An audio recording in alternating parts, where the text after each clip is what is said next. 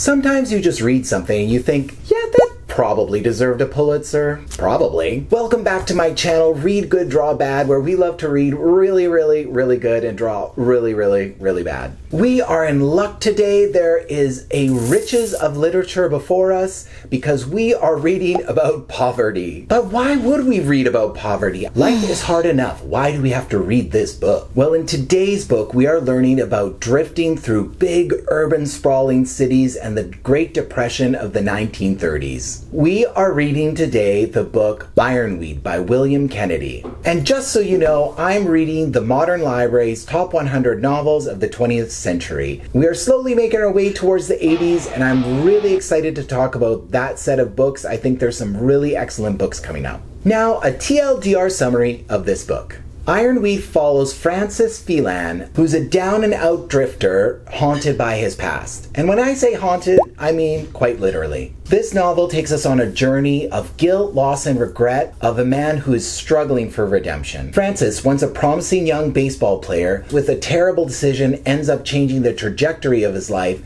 and he ends up out on the streets unemployed. And we follow him as he begins to grapple with the ghosts of his past and his bad decisions, where Francis speaks directly with various individuals from his past who have already passed. They're dead, basically. The story starts with him working with his best friend Rudy in the graveyard. From the graveyard, the setting slowly shifts as he works his way through various jobs for money for him to buy alcohol, which is a major part of the story. From the graveyard, the setting slowly shifts to the inner workings of the city, where we meet the whole cast of characters that influence Francis's life. And we also travel past his family home, where he spent most of his life as a middle-class American. There are 4 main characters in this book, according to me, although there might be 1 or 2 more. Francis Phelan, a drifter with a great heart and a tragic past. Helen Archer, an amazing and talented and popular singer. Billy Phelan, Francis's dead son who haunts him throughout the book. And Rudy, of course, who is his best friend throughout the entire novel. And a host of other spooky family members and dead people that haunt Francis from beyond the grave. As a side note, technically Francis's wife is also kind of a main character, but we don't really talk to her until like the last 3 chapters of the book or so. This book reads a lot like 6 Feet Under, if you've ever seen that television show, where the characters of the dead are in conversations with the living, and while there is an element of the supernatural with all the ghosts hanging around, this book really leans into the realism, and we can never be sure if the ghosts are really there as part of something supernatural, or if the ghosts exist because of Francis's constant drinking, which is very important to this entire novel. And regardless of the supernatural elements, it always returns to the fact that Francis's circumstances are part of the problem of the Great Depression, as well as his circumstances of being a bum with nowhere to live, nowhere to go, and no job. Now, the setting of the book is the city of Albany in the state of New York, and it's depicted as decaying and decrepit and sad, reflecting the economic downturn in New York as part of the Great Depression in the 1930s. And it especially reflects the feeling and kind of horror that happened as many unemployed individuals had no safety net and were living through the desolation of urban areas. And we get a real snapshot of what the Great Depression was like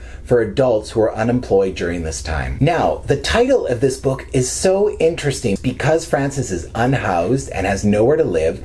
He contemplates sleeping in the weeds.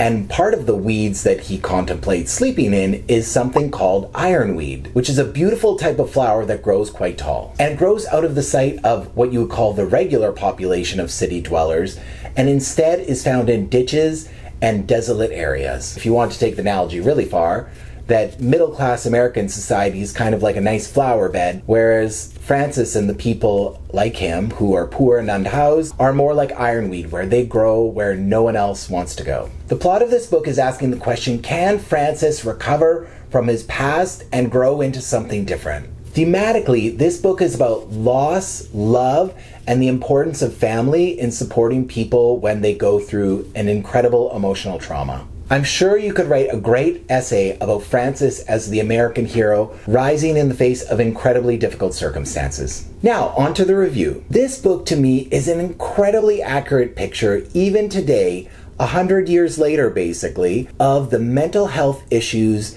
and the challenges faced by people who are living unhoused and poor. Because many people in this book and in real life are poor not because they've made terrible decisions, although that's sometimes true, but it's also because many of them are incredibly ill or sick and they have no way to find a cure, or their life is not going in such a way that they'll be able to do anything about what makes them sick. In Francis's case, and in most of the case of the people who are poor, their only solution is alcohol. And most people in this book we meet are really sick, and they're either sick because of their alcoholism or the various cancers or terminal diseases that the adults in this book are facing that seem to have no cure, like in the case of Rudy or Helen. Both of these characters are lovable, creative, energetic people who, for no fault of their own, manage to end up on the wrong side of life, which is incredibly, incredibly poor. And well documented the absolute value of alcohol to everyone unhoused in this book. Here's a quote from Francis talking about his relationship with alcohol. He drank anything that contained alcohol, anything.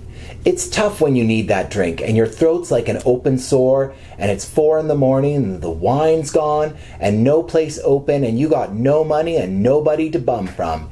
Even if there was a place open. That's tough, pal. This is a reality of a lot of poverty or people in circumstances that are less than ideal, where you are trying to survive terrible circumstances, things that most of us would not have the strength to live through or make our way through, and the only way that you're getting through this situation is through alcohol or other drugs. And many of the characters in this book are described as people who were once very successful, like Helen with her singing career, or Francis with his baseball career. And it is only as they are older adults where they have made some decisions that made them fall into the cycle of poverty. And there may be other addiction issues that are attached to that maybe weren't as well understood in the Great Depression as they are now, which led to people being unable to hold down a job or to have a place to live and to be as safe as they perhaps wanted to be. This is a book I think I could read again and again and get something different from it every time. If you want to read an incredibly impressive and easy to read book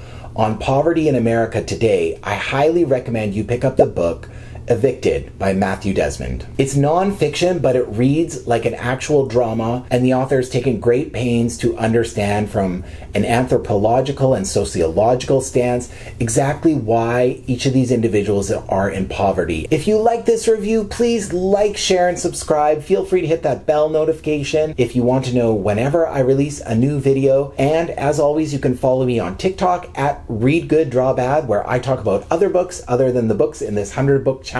Okay, can't wait to see you next time. Stay curious, stay reading.